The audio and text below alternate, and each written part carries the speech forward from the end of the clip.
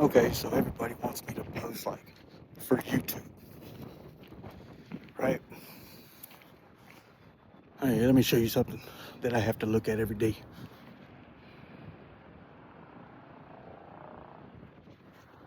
That is a cemetery. That's where you find yourself when you're not here no more. But here's the thing, right? I don't know what to say because I've went through so much stuff. Hey, look, Flight for Life. Can y'all see it? But like, and the cemetery's right here, so go figure on that one.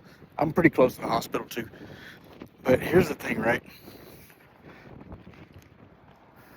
I don't want to post and get myself in a wreck because I've done a lot of dirt inside. I mean, I would say outside, but mostly inside because in there you got to stamp your name into the wall, right? You got to kind of like earn your tattoos and things like that. That's the things that I don't want my wife and my kids to really know about me. It takes a better man to actually admit you're wrong, right? So I'm gonna turn around. I'm gonna give you a little pump jack action. You know, the things I did in prison, I'm not too proud of. I'm not gonna say that I fucking took down the weak because I couldn't, because that's not how I roll.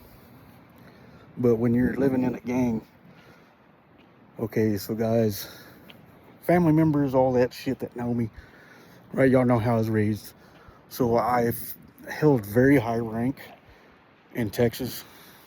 See, who I ran with, we don't run in the state.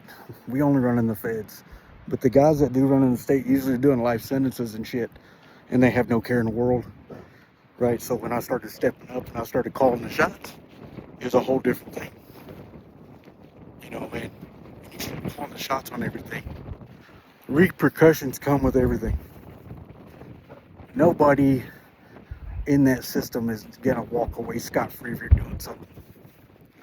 So that goes to pose like this, if I don't start speaking my mind and getting things out of my head, I could possibly lose everything I've worked for, which hasn't been much. I've only been home a year, but shit, being home a year, that counts for a lot.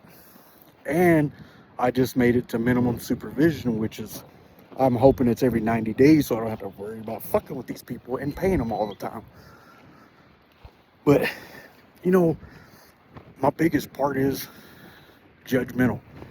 If you're going to be judgmental to me, just listen to what I got to say and just move on. If you ain't got nothing positive to say, man, fuck off. You know what I'm saying? If you don't like me, fuck it. Just say it to my face. I ain't worried about it. I ain't scared of you. I ain't none of that. That's none of me. But the thing is, it's like, everybody's got their opinion, right? So, throughout life, I fucked up everything. Like my sisters, they don't want nothing. My baby sisters don't want nothing to do with me. But I paved that road, right? I'm not mad at her. I don't hate her.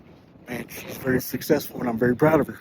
But, when you live inside of a prison wall all their lives and shit, and that's all they see, and for you guys that don't know, I escaped out of Gaines County Jail in 2005 with my homeboy Justin Graves, right? So we made a mark there. Out here, it's a mark.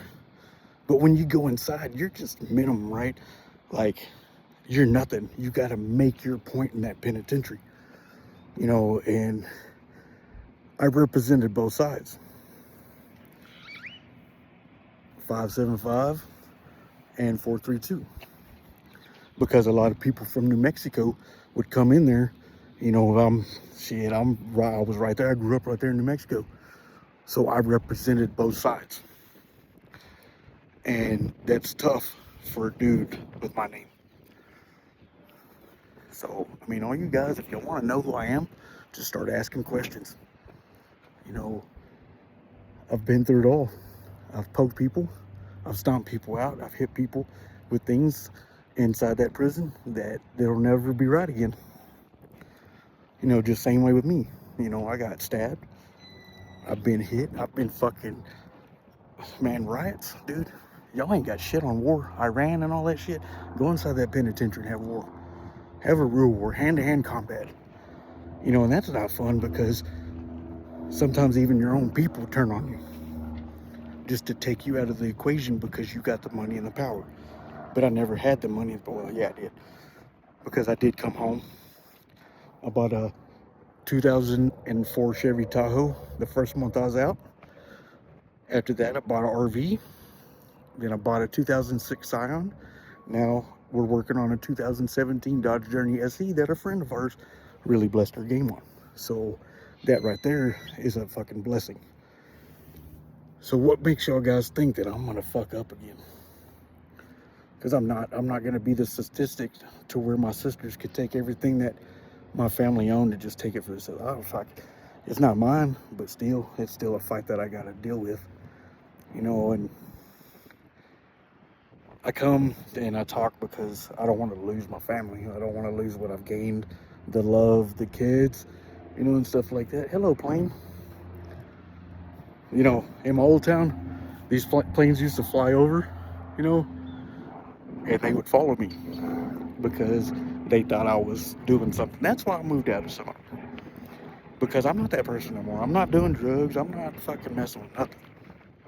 I don't sell or none of that. So for all the people that knew me before, man, y'all would see a big change if you ever like came and shook my hand like a man, or like however y'all want to do it. But I've paved my road. I've made a lot of enemies. My family won't fuck with me because of the choices I've made. But the family that does fuck with me, shit, I love them. Even if you're not family, I still love you like family. Brothers and sisters, I don't give a shit. But I'm gonna tell y'all guys something. If y'all don't find some kind of revenue in your life to make peace with yourself, like God, anything like that, you know, you're never gonna be at peace with yourself. You're gonna be at war with your head. And that's where I'm at because I stepped out and I gave up the church. I gave up all that. Why? Because I met a girl. Now we're married, you know what I'm saying? We go through our struggles and shit, right? And I have no idea how to do it because she's a lot younger than me. And so I'm doing good. I'm 47, she's 30. I married her when she was 29. So, I mean, I'm doing pretty good. There. Everywhere else, I'm kind of slide scaling and I'm falling off. And I need people to kind of like give me advice. Because I don't know the first thing about asking y'all guys for advice.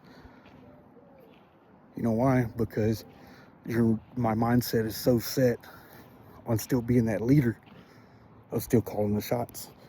And out here, you can't do that. You can't live a lifestyle still locked in a cage in your head. So it's just like this. I'll start posting videos and I'll start talking. But I want true advice. I want honest advice from everybody. Even if y'all don't like me from how I was when I was growing up, that's cool. If I ever fucking caused you harm, you know, I do apologize because I take full responsibility on everything I've ever done in my life. But here's the thing too. Turning your back on people that you say you do care about is bad too. And I'll never do that. Felix Jaramillo, Justin Graves, all you guys that are still doing time in that penitentiary, I got your back. I got motherfuckers back that I don't even know from up these streets. So I have a lot of love to give and I have a lot to say. But my mental stability for y'all guys, y'all need to know that place really messed me up.